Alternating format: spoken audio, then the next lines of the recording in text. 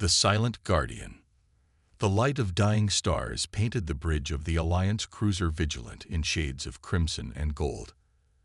Admiral Torin Vex stared at the tactical display with hollow eyes, his scaled skin reflecting the emergency lights as another friendly marker vanished from the screen.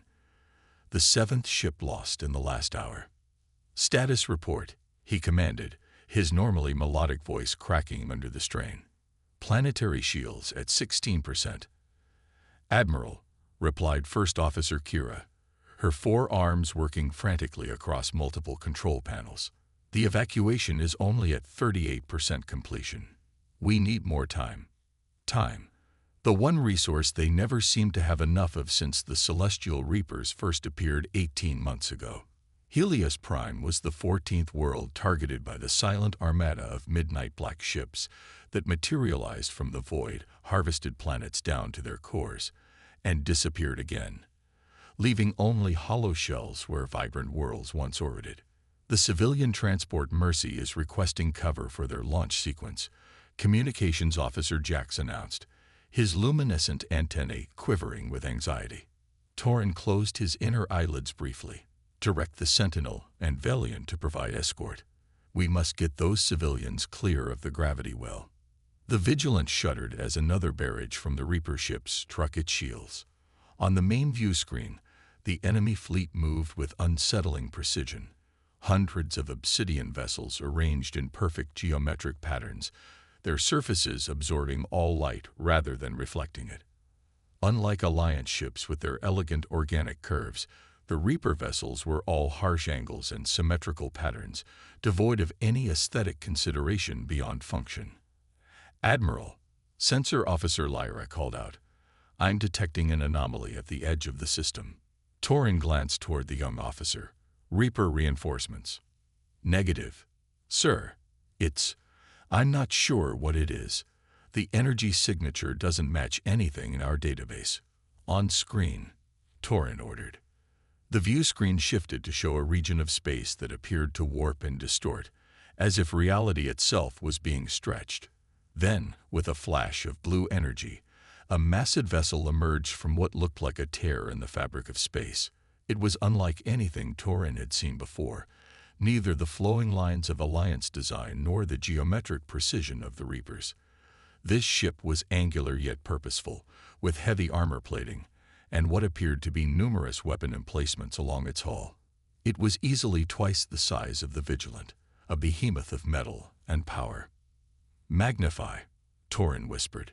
The image zoomed in on markings along the new vessel's hull, symbols in a script that had not been seen in galactic records for over 3 centuries. "Computer, translate," Kira commanded. After a moment, the alien script resolved into words.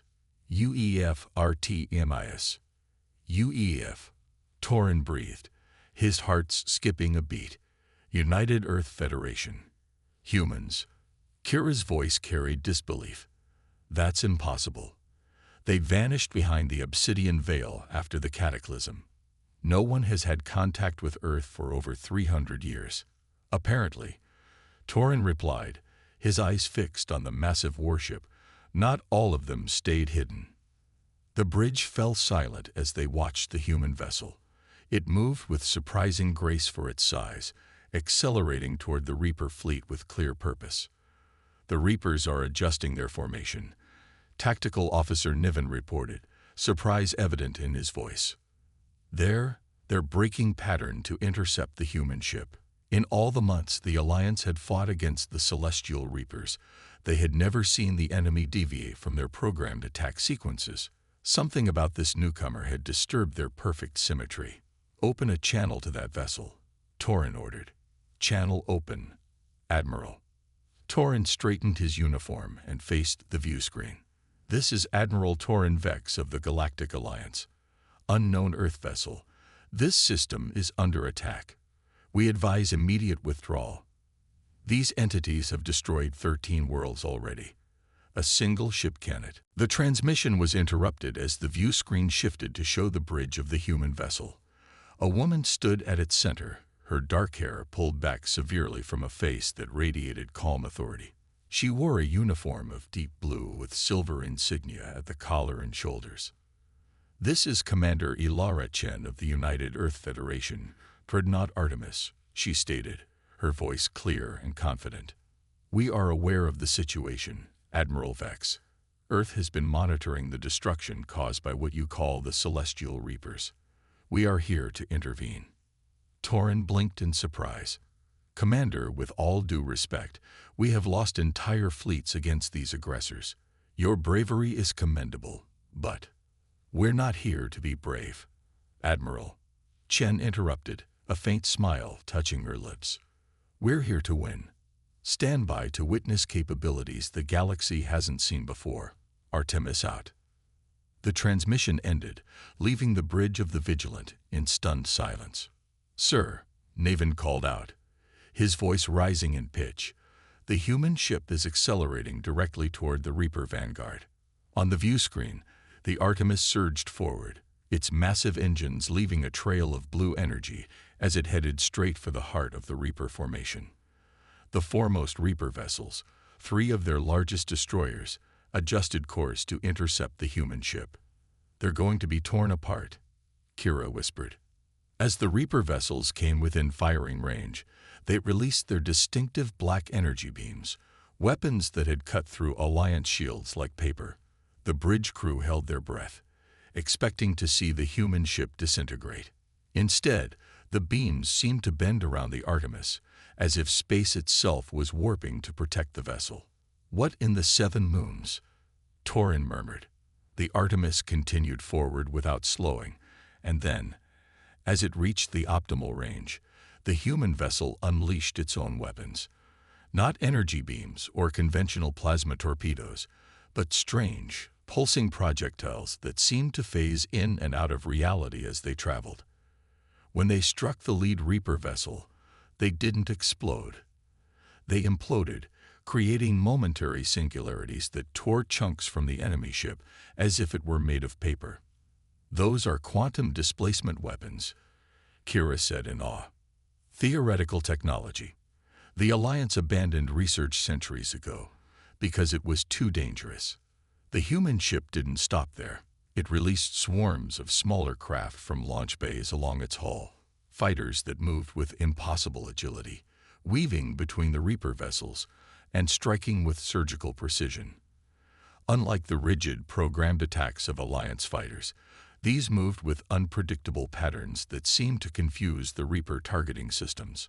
"Admiral," Communications Officer Jax called out, "we're receiving a transmission from the Artemis, directed to all Alliance vessels." "Put it through," Torin ordered. Commander Chen's voice filled the bridge. "Alliance vessels, this is Commander Chen. We will create a corridor through the Reaper fleet. Get your evacuation ships through while we have their attention. We'll cover your retreat." Torin didn't hesitate. "All Alliance vessels, form up around the civilian transports. Prepare to move through the gap the humans are creating. This is our chance to save as many people as possible." As the Alliance fleet reorganized, the Artemis continued its devastating assault on the Reaper formation. The human vessel moved like a predator among prey, its advanced weapons tearing through ships that had seemed invincible just hours before. Where the Reapers adapted to Alliance tactics within minutes, they seemed unable to counter the human approach. A chaotic, ever-changing battle strategy that defied prediction. "The corridor is forming," Niven reported. "The Reapers are pulling back from the human ship's advance. All ships proceed through the gap," Torin commanded. "Maximum speed. Do not stop for anything." The Alliance fleet surged forward, escort vessels surrounding the civilian transports as they made for the safety of open space. On the view screen, the Artemis continued its dance of destruction, drawing more and more Reaper vessels away from the evacuation route. "Sir," Kira said, her voice tight with concern, "at this rate, the Artemis will be completely surrounded. They won't be able to break free." Torin watched as the massive human vessel continued to fight, buying time with what appeared to be a suicide mission. He opened a channel to the Artemis. "Commander Chen, your actions have saved thousands of lives today, but you must withdraw now. The Reapers will overwhelm you by sheer numbers. Chen's face appeared on screen again, calm despite the chaos visible behind her on the Artemis bridge. We're not done yet, Admiral. Get your people clear of the system. We have one more trick to show the Reapers. The transmission cut off as the Artemis plunged deeper into the heart of the Reaper fleet, surrounded now on all sides by the Midnight Black vessels. The Alliance ships continued their retreat, the civilian transports now safely beyond the gravity well of Helius Prime. All evacuation ships clear. Admiral, Jax reported. 82% of the civilian population successfully evacuated. It was the best outcome they had achieved in any Reaper attack thus far. Torrent's hearts swelled with gratitude for the human sacrifice that had made it possible. Sir, Lyra called out in alarm. Energy buildup from the Artemis. It's like nothing I've ever seen. On the view screen, the human Dreadnought began to glow with blue energy that pulsed outward in expanding rings. The Reaper vessels closest to it started to distort, their perfect geometries twisting as if caught in an invisible vice. Clear the system. Torrent ordered. All ships, maximum FTL jump, now. As the Vigilant engaged its faster-than-light drive, Torrent caught a final glimpse of the Artemis. The human vessel was at the center of what appeared to be a manufactured singularity, a controlled gravitational collapse that was pulling dozens of Reaper ships into its maw. The view screen went white as the Vigilant entered FTL, leaving the battle behind. Hours later, at the emergency rendezvous point 3 systems away, the Alliance fleet regrouped and counted their losses. They had saved more lives than in any previous evacuation, but the sacrifice of the human vessel weighed heavily on Torrent's mind. Admiral, Kira approached, her expression puzzled. Long-range sensors are detecting an incoming vessel. Torrent tensed. Reaper? No, sir. It's the Artemis. The bridge erupted in surprised exclamations as the view screen confirmed Kira's report. The human Dreadnought approached the Alliance fleet, battered but intact, its hull bearing scars of intense battle. A communication request came through, and Commander Chen's face appeared on screen once more. Admiral Vex. She greeted him with the same calm demeanor as before. I believe we have much to discuss about the future of this galaxy. Torrent could only nod in agreement. The legends of human ingenuity and tenacity that had been relegated to children's stories were apparently far from exaggerated. After centuries of isolation, humanity had returned to the galactic stage, and not a moment too soon. Indeed we do, Commander, he replied. Indeed we do. Awakening the stars. The sanctuary station Astral Haven gleamed like a silver snowflake against the purple nebula that concealed it. For 2 centuries, it had remained hidden from the rest of the galaxy, known only to the highest echelons of the Alliance leadership. Now it served as the last refuge for a civilization on the brink of extinction. The Artemis approached slowly, its scarred hull a stark contrast to the pristine elegance of the station. On the Dreadnought's bridge, Commander Elara Chen stood with her hands clasped behind her back, studying the structure. Impressive engineering, remarked Dr. Marcus Reed, the ship's chief science officer. A tall man with prematurely gray hair, he had been responsible for developing many of the Artemis's revolutionary systems. Though their use of quantum stabilizers on the outer rings seems inefficient. Focus, Doctor, Elara said with a small smile. We're here to forge an alliance, not critique their architectural choices. The bridge of the Artemis was smaller than most would expect for such a massive vessel. Unlike the sprawling command centers of Alliance ships, Earth's military had evolved toward precision and efficiency. Just 8 crew members operated the key stations, each an expert in multiple disciplines. They're hailing us, reported Lieutenant Kai Santos from the communication station. On screen, Elara ordered. The face of Admiral Torrent Vex appeared, his expression guarded despite the gratitude in his eyes. Commander Chen, Astral Haven welcomes you. The High Council has convened to hear your proposal. Thank you, Admiral. My team and I will shuttle over shortly. As the transmission ended, Ilara turned to Dr. Reed and Security Chief Natalia Sokolov.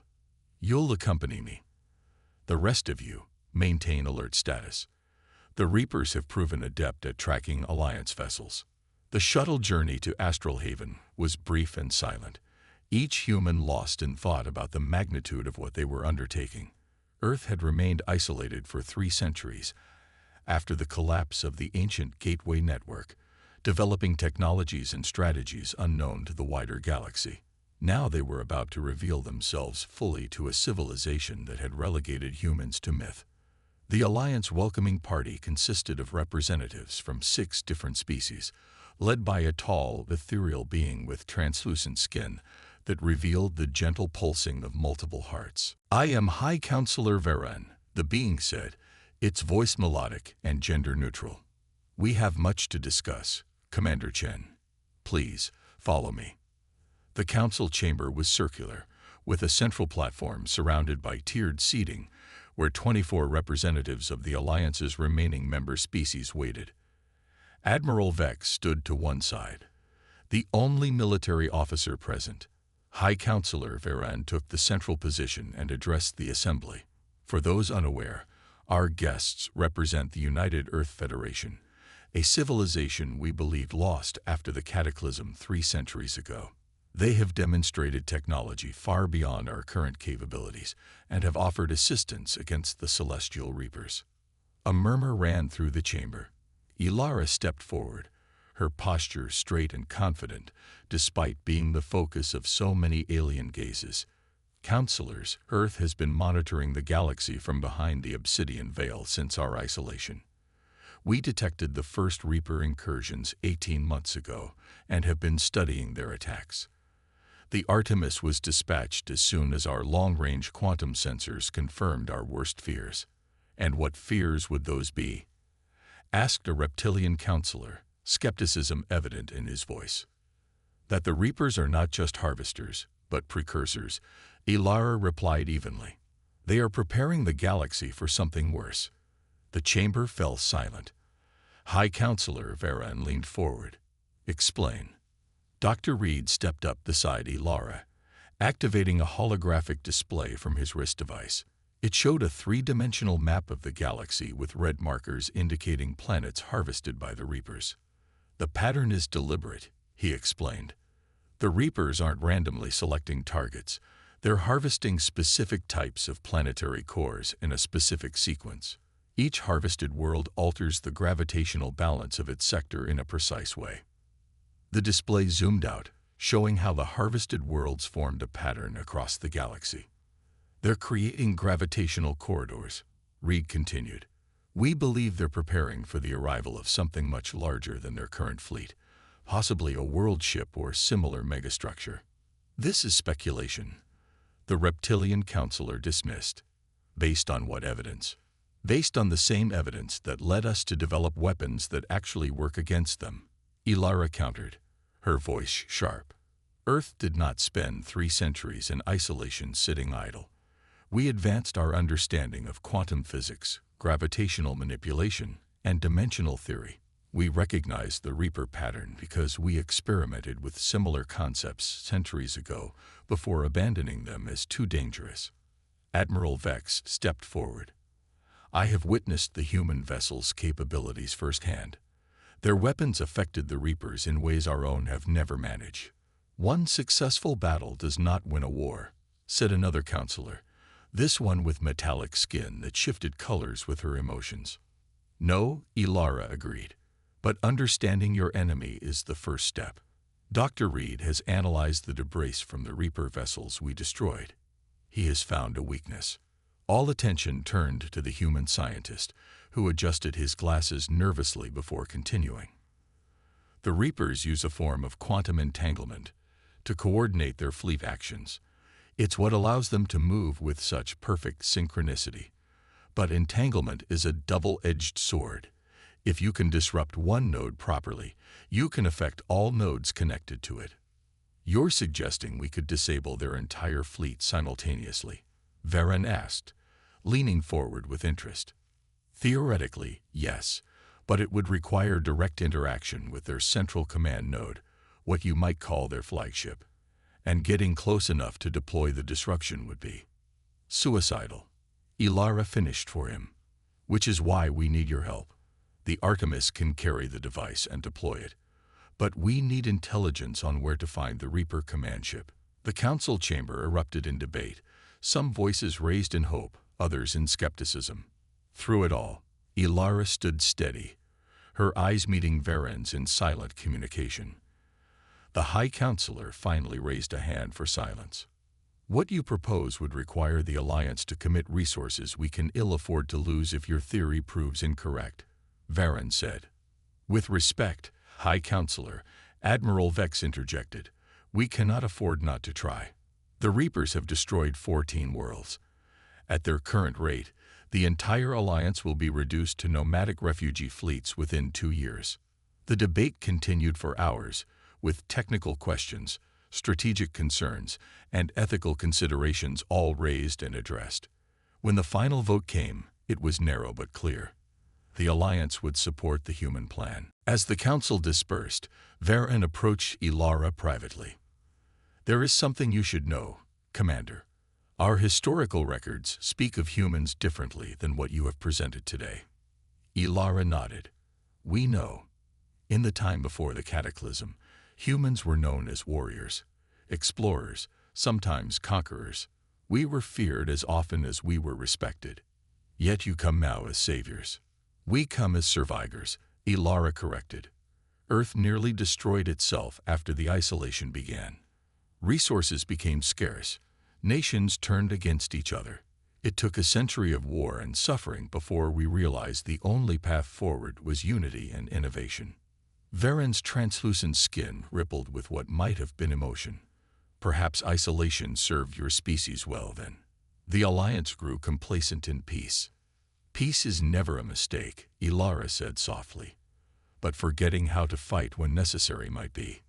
3 days later, the Artemis led a combined fleet of 17 Alliance vessels toward the Cygnus sector, where long-range sensors had detected unusual gravitational distortions consistent with a large Reaper presence. Dr. Reed had worked tirelessly with Alliance scientists to complete the quantum disruption device, a cylinder barely a meter long that contained technology none of them fully understood. On the bridge of the Artemis, Ilara reviewed the final approach vectors with Admiral Vex, who had insisted on joining the mission aboard his flagship, the Vigilant. Once we locate the command ship, the Artemis will approach under stealth while the Alliance fleet engages their outer defenses, Ilara explained. We'll need approximately 3 minutes within proximity to deploy the device successfully. My ships will give you those 3 minutes, Commander, Vex promised, his scaled face solemn. Whatever the cost. The fleet dropped out of FTL at the edge of the Cygnus sector, and immediately all sensors began registering massive gravitational anomalies. The view screen showed a sight that stole the breath from everyone who beheld it. At the center of the sector floated a structure that defied comprehension, a massive crystalline sphere surrounded by hundreds of Reaper vessels arranged in concentric rings. The sphere itself appeared to pulse with dark energy, and the space around it warped visibly. By the ancestors, whispered Lieutenant Santos. It's already here. Dr. Reed rushed to the science station, his fingers flying over the controls. No, it's still forming. The gravitational corridors they've been creating. They're pulling something through from another dimension. This is just the anchor point. How long until whatever it is arrives completely? Ilara asked. Reed's face paled. Hours, maybe less. Ilara's decision was immediate. Admiral Vex, deploy your fleet. Maximum dispersion, draw their attention to multiple vectors. We need to thin their defensive screen around that sphere. Understood, Commander. May your ancestors guide your hand. As the Alliance vessels moved to engage, the Artemis activated its advanced stealth systems, not simple cloaking technology, but a quantum displacement field that partially shifted the ship into an adjacent dimension, making it nearly undetectable. The Reaper fleet responded to the Alliance attack with mechanical precision, ships breaking from their perfect formations to intercept the attackers. The space around the crystalline sphere erupted in weapons fire as Alliance vessels darted between the larger Reaper ships, their tactics clearly influenced by what they had observed of the Artemis's success. They're adapting to the Alliance ships faster than expected, Security Chief Sokolov reported as the Artemis slipped between enemy vessels. The disruption in their pattern from our last encounter must have accelerated their learning algorithms. Then we don't have long, Ilara said. Helm, take us in. Full impulse once we're past their outer defensive line. The Artemis surged forward, still partially phased, passing through the chaos of battle like a ghost. On the main view screen, the crystalline sphere grew larger, its surface revealing intricate patterns that shifted and changed as if alive. We're approaching optimal deployment range, Dr. Reed announced, monitoring the quantum disruption device. 60 seconds. Suddenly, alarms blared across the bridge. We've been detected. Lieutenant Santos called out, multiple Reaper vessels breaking off to intercept. Ilara gripped the arms of her command chair. Weapons, target intercept points. Tactical displacement bursts only. We need to confuse their targeting systems, not engage directly. The Artemis fired precisely calculated energy pulses that created temporary spatial disruptions in the paths of the approaching Reaper vessels. The black ships veered and twisted, their perfect coordination momentarily disrupted. 30 seconds to deployment range, Reed counted down.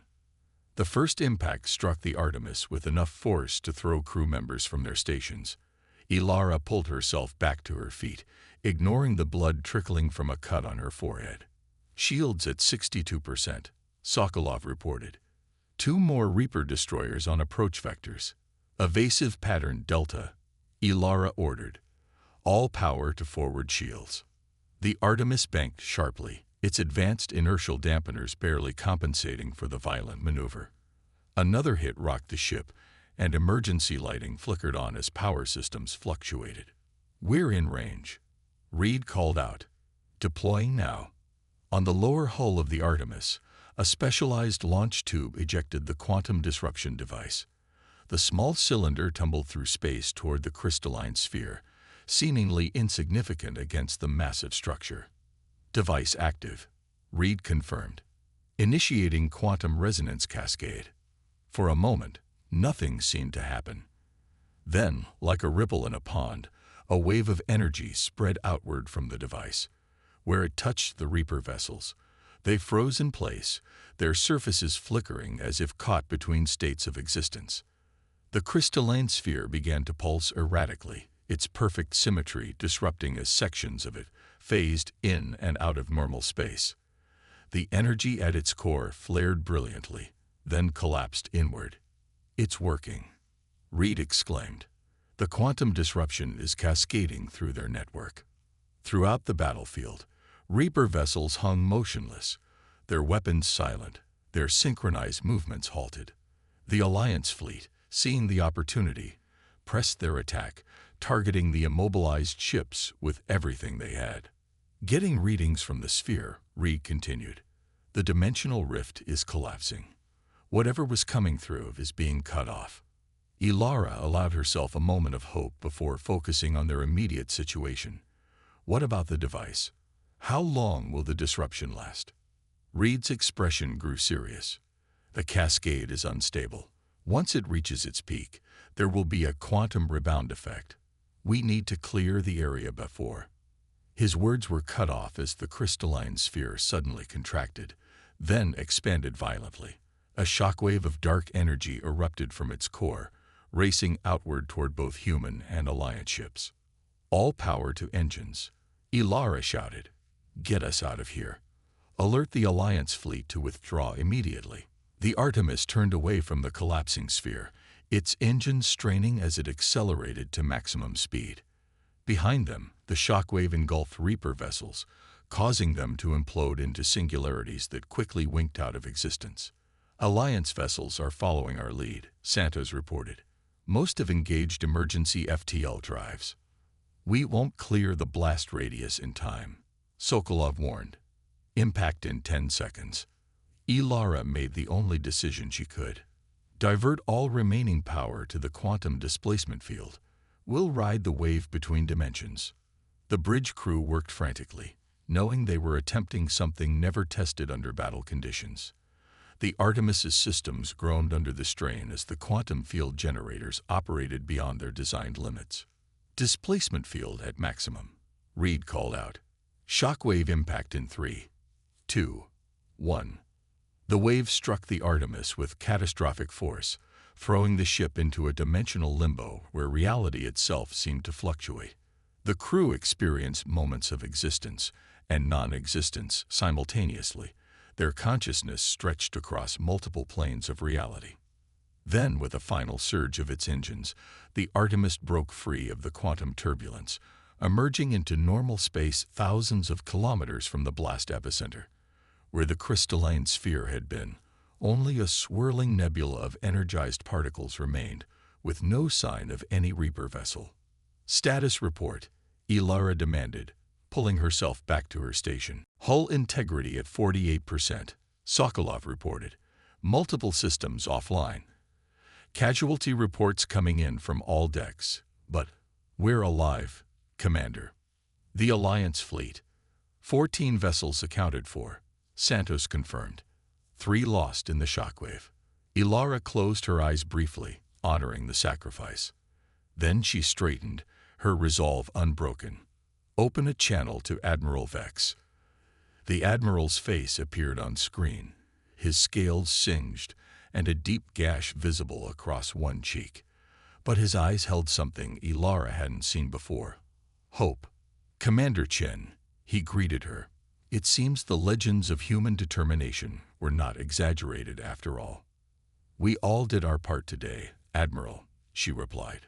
"The Reapers. Long-range sensors show no activity across any of the sectors we've been monitoring. Whatever you did, it worked." Dr. Reed joined Ilara, his expression serious despite their apparent victory. The quantum disruption severed their connection to whatever was trying to come through from the other dimension. "We've bought time, but we can't be certain they won't try again." "Then we'll be ready," Ilara said firmly. Together. 3 months later, Commander Ilara Chen stood in the observation dome of the newly established Joint Command Center on Astral Haven. The station had been transformed from a hidden sanctuary to the heart of a new cooperative effort between the Alliance and the United Earth Federation. Admiral Vex joined her, both of them watching as ships from 24 worlds docked and departed, carrying supplies, personnel, and technology between recently reconnected civilizations. "The Helius system shows signs of recovery," Vex noted. "The Alliance terraforming technology, combined with your quantum restoration protocols, has accelerated the planetary healing process beyond our most optimistic projections. Earth spent centuries developing methods to repair our own world after our wars," Ilara explained. "We never thought we'd be using those same techniques across the galaxy." "Isolation taught your people resilience," Vex observed. "Peace taught mind complacency. Perhaps together, we can find a better balance." Ilara nodded, watching as a small Earth shuttle docked alongside an Alliance cruiser. Scientists and engineers from both civilizations had been working tirelessly to integrate their technologies, creating defenses that would protect against any future threats. "The quantum barrier network will be operational within 6 months," she said.